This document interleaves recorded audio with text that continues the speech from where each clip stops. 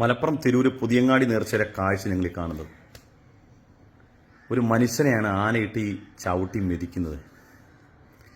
ഈ വീഡിയോ ഇന്നലെ മുതൽ എൻ്റെ ഫേസ്ബുക്കിലും എൻ്റെ വാട്സപ്പിലും ഒക്കെ ധാരാളം ആളുകൾ അയച്ചു തന്നിട്ടുണ്ട്. കേരളത്തിലെ മുസ്ലിയാക്കന്മാർ ഇതിന് മറുപടി പറയണമെന്ന്. ഞാൻ കുറേ ചിരിച്ചു ഇതൊക്കെ കേട്ടിട്ടെ. ഈ കേരളത്തിലെ മുസ്ലിയാക്കന്മാർ എന്തിനാണ് ഇതിനൊക്കെ മറുപടി പറയുന്നത്? എനിക്കറിയാൻ പറ്റുന്ന ചോദിക്കണം. കേരളത്തിലെ മുസ്ലിയാക്കന്മാർക്ക് എവിടെയോ ആന ഇടഞ്ഞതിനും നേർച്ച എന്ന പേരിൽ പല സ്ഥലത്തും ഉത്സവങ്ങൾ നടക്കുന്നുണ്ട്, പല സൈസിലുള്ള തോന്നിയാസങ്ങൾ നടക്കുന്നുണ്ട്. അതെല്ലാം മുസ്ലിയാക്കന്മാർ മറുപടി പറയണം. പരിശുദ്ധമായ നിക്കാഹിന്റെ പേരിൽ ഹൽദിയും കുൽദിയും കുൽദിയും അടക്കമുള്ള ധാരാളം അനാചാരങ്ങളും തോന്നിവാസങ്ങളും ഡാൻസും പാട്ടും മേളവും ഒക്കെ ഈ നാട്ടിൽ നടക്കുന്നുണ്ട്. അതെല്ലാം മുസ്ലിയാക്കന്മാർ ഇതിനെ മറുപടി പറയുന്നത്. ഞങ്ങൾ മറുപടി പറയണമെന്ന് പറയുന്നത് ഞങ്ങൾ ഇതിനെക്കുറിച്ച് മൗനികളായി എന്ന് തെറ്റിദ്ധരിച്ചുകൊണ്ടായിരിക്കും, എങ്കിൽ നിങ്ങൾക്ക് തെറ്റിപ്പോയി. ആദ്യമായി നമ്മൾ ഓരോരുത്തരും മനസ്സിലാക്കേണ്ടത് ഇത് ആത്മീയതയുടെ പേരിലാണ്. ഇതിനെന്തെങ്കിലും ആത്മീയമായ അനുഭൂതി കിട്ടുമെന്ന് വിചാരിച്ചുകൊണ്ടാണോ ഇതിന്റെ കമ്മിറ്റിക്കാർ ഇത്തരത്തിലുള്ള പരിപാടി സംഘടിപ്പിക്കുന്നത്? ഒന്നുമല്ല. ഇതിന്റെ പിന്നിൽ ഒരേ ഒരു ലക്ഷ്യം മാത്രമേ ഉള്ളൂ. അത് സമ്പത്താണ്, പണമാണ്. എത്ര മഹല്ലത്തുകളിൽ ഇത്തരം കൊള്ള നടക്കുന്നുണ്ടെന്ന് നിങ്ങൾക്കറിയോ? ഇതിനെതിരെ ശക്തിയുക്ത മഹാനായ പേരുള്ള ഉസ്താദ് ഫാറൂഖ് നീമ അടക്കമുള്ള കേരളത്തിലെ അഗ്രസരായ പണ്ഡിതന്മാർ അതിനെ എതിർത്ത് പറഞ്ഞിട്ടുണ്ട്. നിങ്ങൾ എതിർത്ത് പറഞ്ഞിട്ടില്ല എന്ന് നിങ്ങൾ ഘോരം വാദിക്കുന്നതിന് വേണ്ടിയെന്നറിയോ? അവനവന്റെ ആശയത്തിന്റെ വൈവിധ്യവും ദൃഢതയും മറ്റുള്ള ജനങ്ങളിലേക്ക് പകർന്നു തരാൻ കഴിയാതെ വരുമ്പോൾ അതിന്റെ ഇടയിലൂടെ ഇത്തരം ഒരു ഇൻസിഡന്റ് നടക്കുമ്പോൾ ഇത് നാട്ടിലെ സമസ്തക്കാരാണ് നടത്തുന്നത്, അവർ കാരണമാണ് ഈ നാട്ടിലെ ആളുകൾ ഈമാനികമായി പിന്നോക്കം പോകുന്നതെന്ന് വരുത്തി തീർക്കുകയും അതുവഴി നമ്മുടെ ആശയം അവരുടെ മസ്തിഷ്കത്തിലേക്ക് തളക്കാൻ കഴിയുമെന്നുള്ള ആ ഒരു ഉടായ്പ തന്ത്രമുണ്ടല്ലോ, അത് കൈവച്ചേക്കുക. ഇതിനെക്കുറിച്ചൊക്കെ ആലിമീങ്ങൾ വ്യക്തമായി സുദൃഢമായി പറഞ്ഞിട്ടുണ്ട് എന്ന് ഞാൻ കാണിച്ചു തരാം. മഹാനായ പേരുടസ്ഥാന്റെ പ്രസംഗം ആദ്യമായി നമുക്ക് കേൾക്കാം. സ്ഥലത്തുനിന്ന് എന്തിനായിറിയോ കുറെ ചെണ്ട പൊട്ടി മക്ബറിന്റെ അടുത്തുനിന്ന് നേർച്ചാന്ന് പറഞ്ഞു. പിന്നെ കുറെ ഒരാനക്കൊരൊറ്റ ഹാലിളകൽ, ആനക്ക് ഹാലിളയിട്ടും മനുഷ്യന്മാരെ കൊന്ന് ആ കൊല്ലുന്ന ഒരു രൂപമുണ്ട്. അത് ഞാൻ സ്ക്രീനിൽ കാണിച്ചാല് ഹാർട്ട് അറ്റാക്കിന്റെ അസുഖമുള്ളവർക്കെല്ലാം ബേജാറായി പോകും, ചിലർക്കെല്ലാം ഓർക്കൽ സ്വപ്നം കാണും.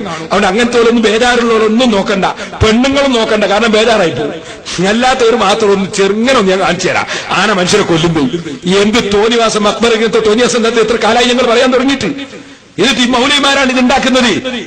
ഒന്ന് ചെറുങ്ങനെ വെച്ചോട്ടാ മോനെ, ശബ്ദമൊന്നും ഇല്ലാണ്ട് ബേജാറായി പോകും. കണ്ട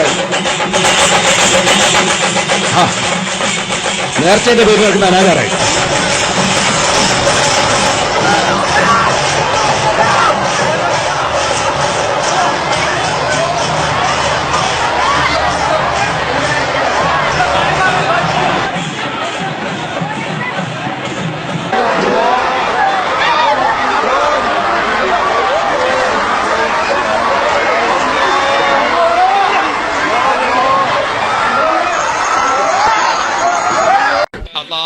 ഔലിയാക്കളുടെ ജാറങ്ങളിൽ വിവരം കെട്ട കമ്മിറ്റിക്കാര് നടത്തുന്ന തോന്നിവാസങ്ങളില്ലേ, അവിടെ ഹറാമായ വാദ്യമേളങ്ങൾ മുട്ടുന്നു.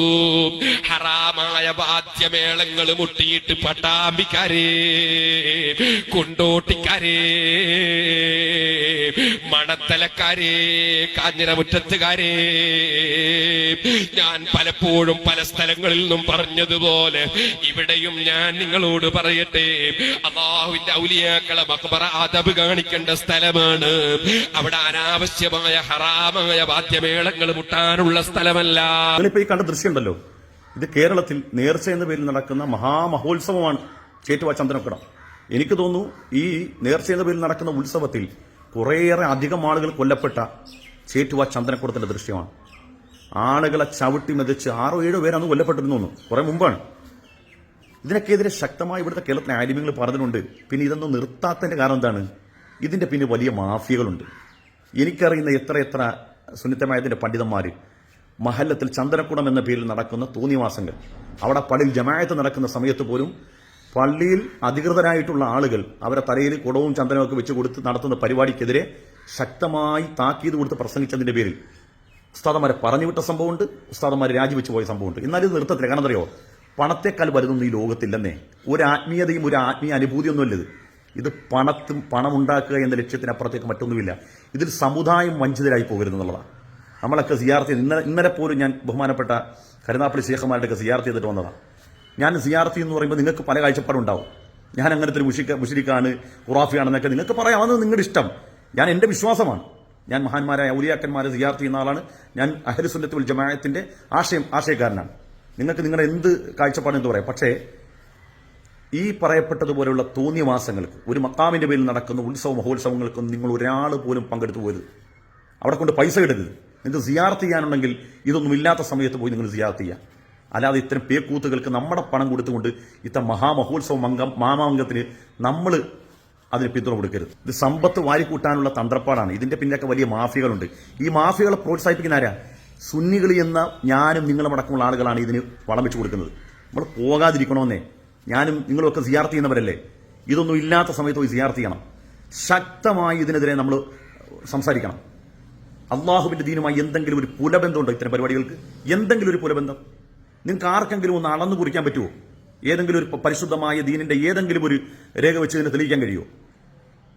പക്ഷേ ഇത് നമ്മുടെ ബഹുമാനപ്പെട്ട പേരുടസ അടക്കമുള്ള നമ്മുടെ ആലിമ്യങ്ങൾ ഇത് പറഞ്ഞിട്ട് പോലും ഇതിന്റെ പിന്നിൽ മാഫിയ സിസ്റ്റം ഉള്ളത് കൊണ്ട് തന്നെയാണ് ഇതൊന്നും നിർത്തിപ്പോകില്ല. പക്ഷേ ഇവിടെ കുറ്റം പറയുന്ന ആളുകൾ കൂടി ഒരു കാര്യം ശ്രദ്ധിക്കണം. ഇവിടെ കേരളത്തിലെ ആലിമ്യങ്ങളുടെ പിന്തുണയോടുകൂടി ഇതാണ് നടക്കുന്നത്. ഇവിടെ സമസ്ത നേരിട്ട് അവരുടെ മേൽനോട്ടമുള്ള മമ്പുറത്തോ മടവൂരോ കുണ്ടൂർ സ്ഥാന മക്കാമിലോ ഒന്നും കാണാൻ കഴിയില്ല. നമ്മുടെ മഹാന്മാരായ സമസ്തയുടെ ഉലമാക്കളുടെ മേൽനോട്ടമുള്ള ഒരു സ്ഥലത്തും ഇത്തരം ഒരു ചടങ്ങ് കാണിക്കാൻ കഴിയില്ല. പക്ഷേ ഇതൊന്നുമില്ലാതെ സ്വതന്ത്ര മഹല്ല് ജമാഅത്തുകൾ നടത്തുന്ന പല സ്ഥലത്തും എന്തെല്ലാം തരത്തിലുള്ള തോന്നിയാസങ്ങൾ. ഞാൻ ഈ സമീപ ദിവസം ഒരു സ്ഥലത്ത് പോയപ്പം അവിടെ ഈ കയ്യും കാലുമൊക്കെ മക്കാമിൽ കയ്യും കാലുമൊക്കെ ഉണ്ടാക്കി കൊടുക്കും. നമുക്കറിയത്തില്ല അതിന്റെ പിന്നിലുള്ള എന്താണ് അതിന്റെ ലക്ഷ്യമെന്നും എന്താണ് ഇതിനൊക്കെ ഇസ്ലാമിൽ ഉള്ള തെളിവെന്ന് എനിക്ക് മനസ്സിലാകുന്നില്ല. വേദനിച്ചിറങ്ങി വരികയാണ്. ഇതൊക്കെ മുസ്ലിമീങ്ങൾ ഇതൊക്കെ ചെയ്യുന്നല്ലോ. ഒരു മുസൽമാൻ ഇതൊക്കെ ചെയ്യുമെന്ന് പറയുമ്പോൾ നമ്മുടെ മനസ്സിൽ ഇത്ര വേദന ഉണ്ടാകും.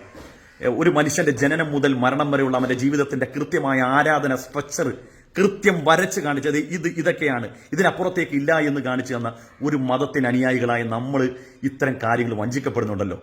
നബി സല്ലല്ലാഹു അലൈഹി വസല്ലം തങ്ങൾക്ക് എന്തെങ്കിലും ഇത്തരം കാര്യങ്ങൾ എന്തെങ്കിലും പുണ്യമുണ്ടെങ്കിൽ നബി തങ്ങൾക്ക് ഒരു സൂചനാവാക്കുണ്ടെങ്കിലും പറയുമായിരുന്നല്ലോ.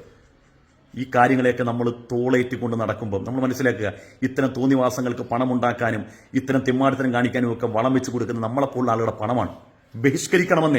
ബഹിഷ്കരിക്കണം. ഇത് നമുക്ക് ഒരിക്കലും അള്ളാഹുവിന്റെയോ മഹാന്മായ ഔലിയാക്കന്മാരുടെ തൃപ്തി കിട്ടുന്ന പണിയൊന്നുമല്ലത്. അവരുടെ മദത് കിട്ടുന്ന പണിയല്ലത്.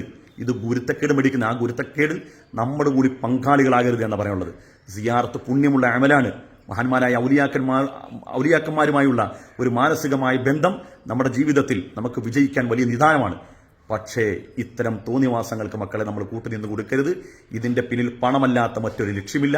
അതുകൊണ്ട് നിങ്ങളൊരു മുഅ്മിനാണെങ്കിൽ, ഈമാൻ കിട്ടി മരിക്കണം എന്ന് ആഗ്രഹിക്കുന്നവരാണെങ്കിൽ ഇതിൽ നിന്നൊക്കെ വിട്ടുനിൽക്കുക.